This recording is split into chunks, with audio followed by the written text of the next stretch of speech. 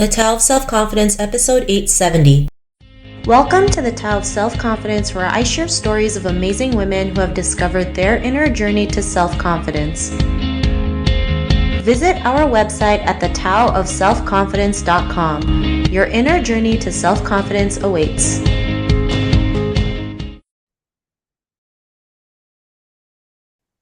Well, hello, friend. Welcome to the Tao of Self-Confidence, where I share stories of amazing women who have discovered their inner journey to self-confidence. I'm your host today, Sheena Yap Chan, and today I am so honored to have this woman as a guest. She is just amazing. She's been a pillar for the AAPI community. She is the chairwoman of the board for Piermont Bank, and I'm super excited to have her on today. So without further ado, I'm going to introduce you to Julia Gouw.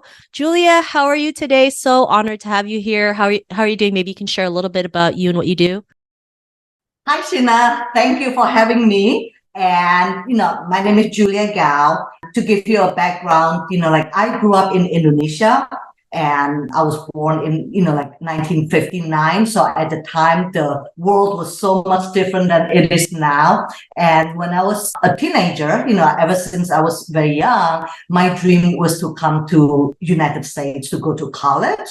And fortunately, my dad really encouraged the kids, especially the daughters, to get education. And I just want to share too, part of the reason is that when I was growing up, I have an aunt that was physically abused by the husband, and she tolerated it. So my dad, being a parent that loved the kids, told us, the girls, is that do not ever let anybody to abuse you like that. And the reason that she cannot get divorced is because she cannot make a living. So it is very, very important for you girls to go to college so that you can make, your own living, that you don't have to be dependent on men.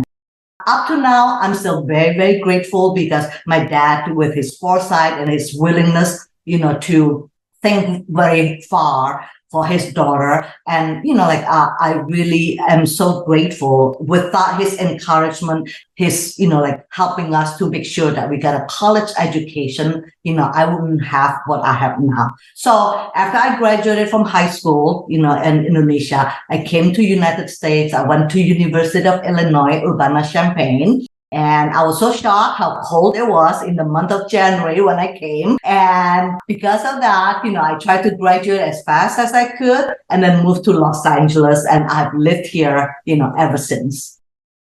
Awesome. Well, thanks for sharing that. I'm really glad that you pointed that out, because especially in Asia, domestic violence is very prevalent. It's not talked about enough. It's a big taboo. And till this day, some cultures, some Asian cultures, or most Asian cultures favor men over women. And this leaves women out because then, if they don't have the education, if they don't have financial independence, then they're stuck with situations that you mentioned, what happened to your aunt. And this happens more often than we realize. So I'm really glad that you pointed that out. And Julia, what's your favorite self-confidence quote? I found this really, a quote by Michelle Obama that says that your success will be determined by your own confidence and fortitude. I thought that was really, a great quote. So I wanted to share that quote with your audience. I love that quote. And it's so true, right? Whatever confidence we have in ourselves, if we don't have that confidence, we're not going to go out there and do the things, right? Even if it's scary, even if it's uncomfortable. I mean, there's days where I want to hide from the world, but I realize I have to do this, not just for myself, but for Asian women out there and beyond, and our community, to show them what's possible. If we want the representation that we want, it really has to start with ourselves. And seeing you as a great example, just paving the way for everybody, I realize I'm not the only one who's doing this. We're all doing this collectively to make the world a better place. So I really love that quote that you mentioned. And in your own words, how do you define self-confidence? To me, self-confidence is about your attitude, about your abilities and skills. And when you have self-confidence, you're aware of your strengths and weaknesses. And sometimes weaknesses that are very strong, you wanted to improve on it. But then most likely the best strategy is to maximize your strength and minimize your weaknesses to achieve, what you are trying to achieve. So to me, I think self-confidence is just so important, because when you have the self-confidence, you can take the risk and seize opportunities, things that you may not think that, you can do with the self-confidence.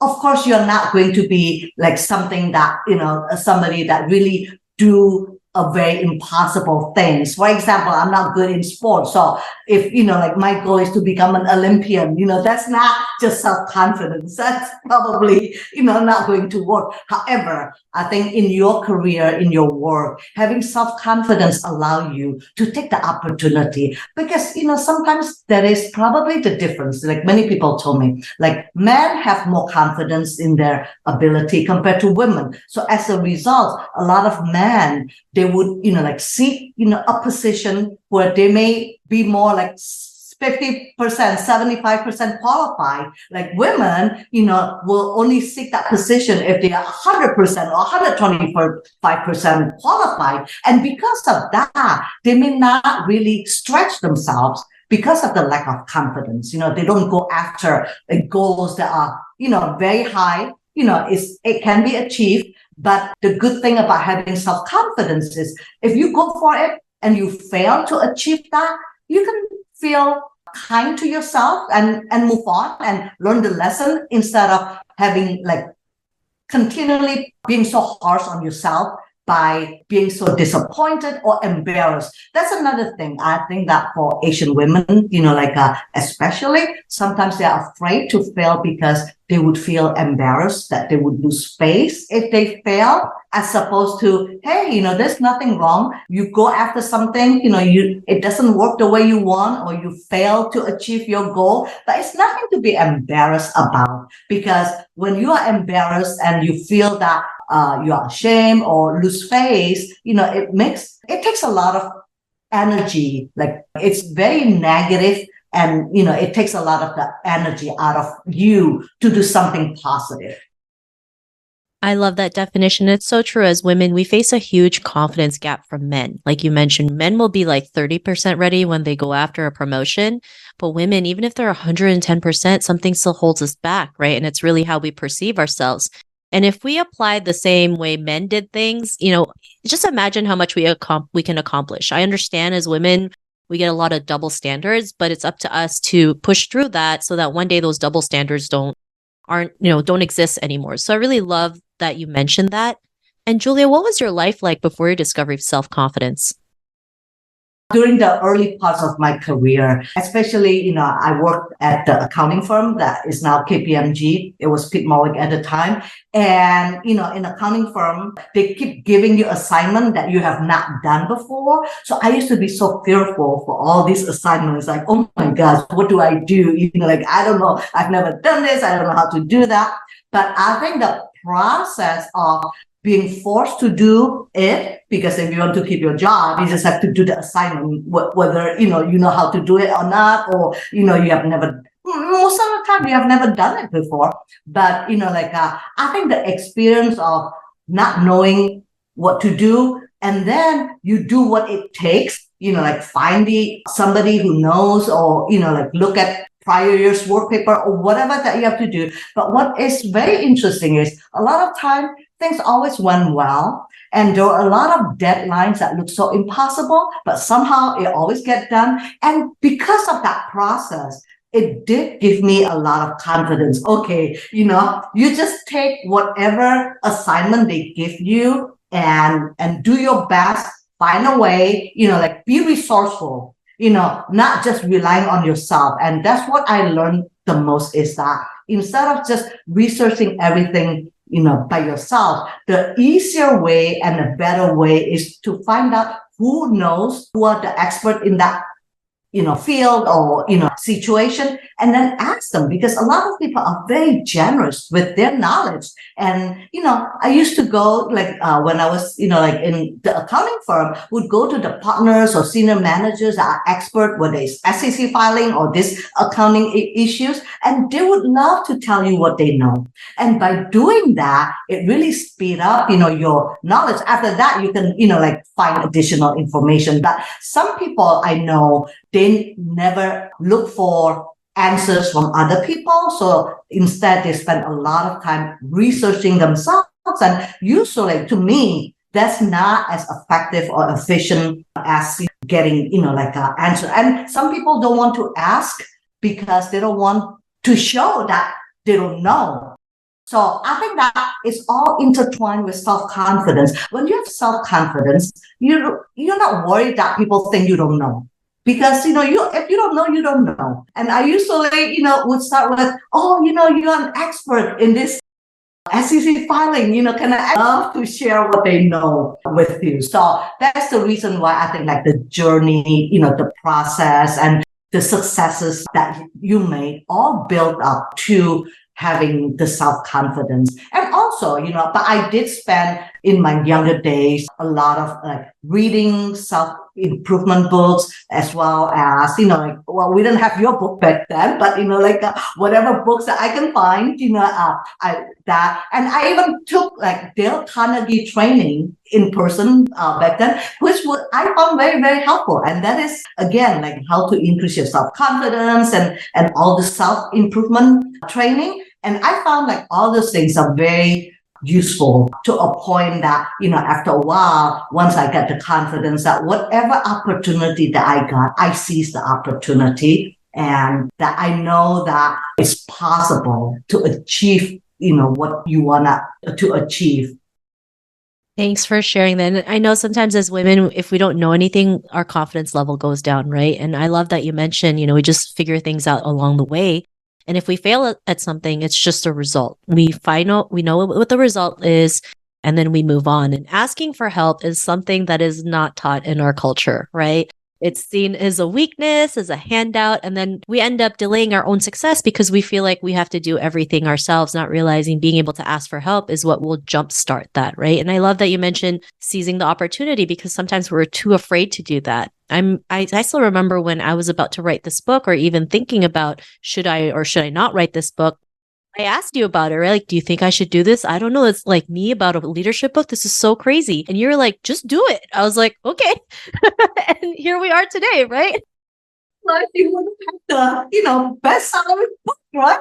Yeah, that's the thing. But even if, for example, you did it and it's not like the bestsellers that you wanted, you learn from it. I think that's another thing is that, whatever during my career, whatever I do, I always look back, even if it went well, I would, it says that if I were to do it again, what could I improve on?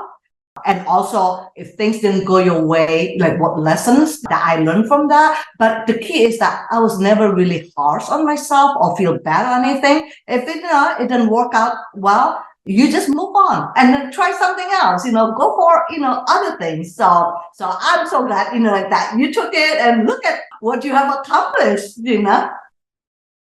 Thank you. Thank you. And I'm really grateful for your your advice and just kind of going for it. And that's what sometimes being a leader is just like, you got to go for it and see what happens, right? We don't know what the outcome is going to be. We have to learn to embrace uncertainty because everything's always uncertain anyway. So it actually is also be resourceful, like, finding instead of, there are some people, like you said, and that's probably lack of self-confidence. You're afraid that people would think that you don't know something. But, there's like, no one knows everything. Whatever new things, why not learn from somebody else? It's so much better than doing it yourself, researching everything yourself, because one person, there's only so much that you can research on your own. Like a lot of things, that are not people's experience, what they learn. For you, for example, people that have published books, they have their strategies or things that they learn from the mistakes. So finding out all that, how to go get what you want, is always better than, well, I'll just research everything myself. I somehow found that people that lack self-confidence tend to really do not want to recognize that there are a lot of other people that know more about, certain things than they do, because they just don't want to show to other people that they don't know everything. yeah, thank you for sharing that. And I know because since you're able to seize the opportunity at any given moment in your career, I mean, your name 25 most powerful women in banking, which is huge because banking is still a very male dominated industry. And, as an Asian woman, like it's not typical at all. So because you're able to achieve all these amazing things, what's your life been like now? It's really great because I retired from a full-time job, as president and CEO of East West Bank 7 years ago. And since then, I sit on corporate boards, nonprofit boards, and, for the corporate boards, it keeps me, challenged, with the things that are going on with the business, but I can also devote my time for nonprofits. And I'm really passionate to advance AAPI representation, especially AAPI women, because in everything that I read, as much as people, say, oh, but the AAPI women are highly educated, have college degree compared to the population in general, Americans. However, in every statistics that you read in corporate America, Asian women are the least promotable group to leadership. And even at the, like corporate board representation, Asian women are falling behind ever since, there's a drive to increase female representation on corporate boards from a very low to now like probably 35% in Fortune 500, Fortune 1000. Asian women, has stayed the same, did not really increase substantially. So because of that, I wanted to, whatever I can do to help the AAPI representation. And, and it starts, that's how I got involved in the AAPI in entertainment, only because it is important to do both, as much as to help Asian women in corporate America, but sometimes, they need to see a story, Asian women leadership, on movies or entertainment, TV, so that people can see it. Because without that, that is the problem, because Asian women are not seen as leaders. So the top white men that controls corporate America also do not have the perception that Asian women are leaders. That's the reason why we need to change the story, the narrative, the representation. It is very, very powerful. The more that people can see Asian women taking on leadership roles in movies or TV, that will, give opportunity to be seen as leaders. Otherwise, it is really unfortunate because, like Asian women work very hard. They are very technical. They contribute a lot, but they're just not being promoted to the C-suite, especially. Yeah, I totally agree with that. I mean, it's the sole reason why I wrote the book, The Top Self-Confidence, because Catalyst.org mentioned that Asian women in high corporate roles only represented 2.7% in 2021. And then McKinsey had a report late 2022 that mentioned it fell down 80%. So we're like left with next to nothing. And so this is why media representation is important. Sharing our specific stories are so important so we can have role models that people can look up to, especially role models that look like us, because that is so important. So I'm really grateful for the work that you're doing because it's so needed now more than ever. And if our listeners were tuning into your episode and they're in a similar journey to self-confidence, what would be that one tip you would give to them? My advice is that probably read books like, your books and self, improvement books. And also just do the journey of be kind to yourself. If you're not achieving, what you wanted to do, just don't spend so much negative energy and rehashing constantly, oh, what did I do? What did I say wrong? And do people think that I'm stupid and those kind of things, because it's really not contributing to your success by spending too much time. And, when you build your self-confidence, you will not live needing other people's approval, nor you spend so much time trying to impress people just to impress people. So you would be able to see the situation and I will say that seize opportunity. Don't be afraid. Maybe the simplest way is that seize opportunity. Don't be afraid to fail. And if you fail, just be kind to yourself and move on. I think that if you keep repeating that and, eventually you'll achieve what you are, what you want to achieve, and you'll be more happy and positive, so maybe that would be the easier way, is that just go for it and see what happens. And if it fails, just move on, learn from the lessons, and don't, spend so much time beating yourself up. I love that. And it's so true. Sometimes we just go out there, take action, get results, and we figure out what works and what doesn't work, and we just course correct along the way. So thank you for that great advice. I definitely use that advice every time you tell me, and it's worked. So thank you so much. Doesn't it make you feel better? It's like, okay, you go for it, and you want it, to be a bestseller, right? It's great that you achieve, but even if you don't achieve, you publish a book, and next one, you find another self-correct course. Is that how you said? That is very important. I think that sometimes, people are so hung up with their ideas instead of self-correcting, like along the way, they want to prove that their idea is the best idea. And that's like being flexible is part of the self-confidence, right? Because you allow yourself, maybe my idea, maybe I need to change it to get to like from A to B, because, that is not the road. I think that it all somehow, a lot of these things, it tied into self-confidence. You're able to say, okay, my original idea is not the best idea. So I need to self-correct the path, the course. So, yeah. Yeah, thank you. Thank you so much again. I really appreciate it. And if our listeners wanted to get to know more about you and the work that you do, is there any links or social media profiles we can connect with? Oh, I'm on LinkedIn, find me on LinkedIn, Julia Gouw, or Instagram. And feel free to contact me if, anybody want to connect with me.